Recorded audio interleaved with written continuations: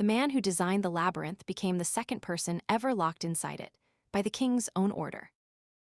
Minos had wanted a maze so perfect the thing kept at its center could never find its way out. Daedalus built it, every false turn, every dead corridor, every corner that quietly returned you to the beginning. Then the king understood the problem, the one man alive who knew the way out had drawn it.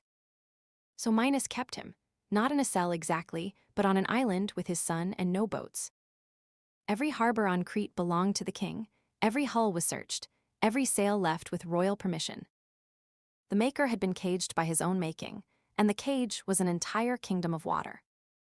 His son Icarus was small then, small enough that walls were simply the shape the world came in. Daedalus watched that sea for years, then looked up at the one road Minos had never thought to guard. Birds crossed the water without asking permission from anyone. Nothing about leaving, for them, required a harbor. So he began collecting feathers, the way a man collects anything he already intends to turn into something. The smallest first, then longer, laid in a rising line like the graduated pipes of a shepherd's flute. He bound the middles with thread, sealed the bases with wax, and curved each row into a shallow arc. Not a copy of a wing, an argument for one made by a man who had never flown. Icarus helped the way boys help, chasing loose down across the floor, softening wax between his warm thumbs. He did not know he was building the thing that would carry him out of everything he knew. When the frames were finished, his father fitted them to the boy's shoulders and set the straps himself.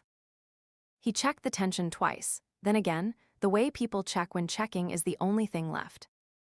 Then came the instruction, the only one that mattered, the one he would repeat until it wore smooth. Not too low. The spray soaks the feathers, and soaked feathers become weight, and weight goes into the sea. Not too high. The sun softens wax, and softened wax lets go of everything it was holding together. Fly the middle, between the water that drowns you and the heat that quietly takes you apart. He said it while they ate, he said it while they slept badly, he said it at the cliff. A boy hears his father's rule the way he hears weather, constant, background, and never quite about him. They left at dawn from a high place, with the wind coming steady off the water toward Sicily. Daedalus went first, because a father goes first, and because someone had to prove the air would hold. It held, the ground dropped away, and the harbor Minos owned shrank into a small gray shape below. Behind him, his son laughed, and it was the first entirely free sound the boy had ever made. Daedalus flew looking backward. That is the detail the paintings leave out. He was not watching the horizon. He was counting. Every few wing beats, turning his head, finding the small shape behind him, confirming it still existed. For a while there were two of them up there, holding the same height, going the same way. Then he turned to count, and the shape behind him was no longer where he had left it.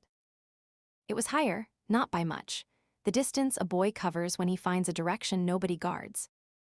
Here the story usually calls him arrogant, a foolish boy who believed himself somehow above his father's rule. But consider what climbing actually was for him, the first ceiling of his entire life quietly disappearing. He had spent every year of his existence inside something, a palace, an island, a rule, a wall. Up was not a boast. Up was the only direction that had never had a wall attached to it. A boy raised entirely inside limits has no word for a limit that exists to keep him alive.